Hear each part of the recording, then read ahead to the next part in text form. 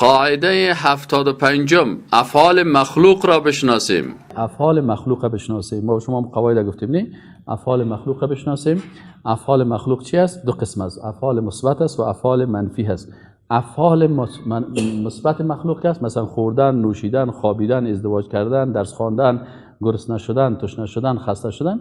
و افعال منفی مخلوق است، حسادت کردن است، دروغ گفتن است، غیبت کردن است، پشیمان شدن است، ناکام شدن است، تهمت کردن است، دزدیدن است. اینی چیزا افعال است که انسان به اساس ضعف و عاجزیش و ناتوانیش اینی افعال داره.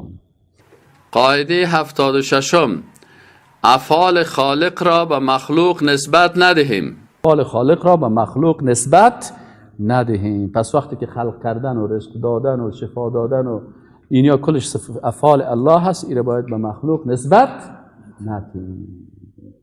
قاعده 77 افعال مخلوق را به خالق نسبت ندهیم. که افعال مخلوق به خالق نسبت ندهیم. متوجه هستین؟ بعضی کسا مشرک و کافر میشه که افعال خالق به مخلوق نسبت میدن. مثلا و اذا مرضت فهو یشفین، وقتی که من مریض شدم ابراهیم علیه السلام میگه که الله مرا شفا میده. بسیاری کسا مشرک میشن، شفا را از غیر الله میخوان، دوا را از غیر الله بخوای، معالجه بخوای، فهمیدید؟ تداوی را از مخلوق بخوای، عملیات از مخلوق بخوای که تواناییش داره، اما شفا را از کی باید بخوای؟ از الله بخوای. یعنی بعضی کسا شفا را از الله نمیخواین، میرن از یک مخلوق میخواین، از درخت میخواین، از زنده میخواین، از پیغمبر میخواین، از فلانی میخواین. اینجا در این مبتلا میشن. بعضی کسا صفات الله را ادعا میکنن. فالبین چرا کافر است؟ فالبینا یعنی فالبینایی که فال میبینن و تعویض میتن و رمل مندازن، گپا مندازن، یا چرا کافر میشن؟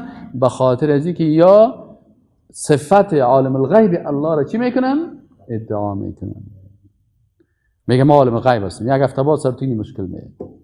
من هم میفهم سر تو 5 دقیقه بعد سر خودم چی مشکل میاد. فالبین میگه نه یک هفته بعد تا خبر میدم. چرا؟ فالبین میگه ما عالم الغیب هستیم. مراجعین فالبینا چرا کافر میشن؟ به خاطر که ایمان اقرار به زبان است و تصدیق بالقلب است. یا به زبان اقرار میکنه که والله بسیار خوب گفتی، تصدیق هم به قلب میکنه که 5 سدی برش میده. اقرار باللسان و تصدیق بالقلب و عملا با جنان هم برش 5 سدی داد، عملا با اعضای بدن خود کرد. پس از این خاطر مراجعین فالبینا کافر میشن. خب دیگه از جمله افعال خالق، افعال مخلوق به خالق نسبت ندیم. مثلا ما و شما خوردن، نوشیدن، ازدواج کردن، فهمیدی؟ یعنی بخیلی کردن، حسادت کردن، اینیا افعال مخلوق است. دیگه اگر کسی به خالق نسبت میده، این به اساس بی‌ادبی کافر میشن. بعضی کسا به اساس چی کافر میشن؟ بی‌ادبی. الله را میشناسن اما بی‌ادبی میکنه، کافر میشن. این تو مشکل است.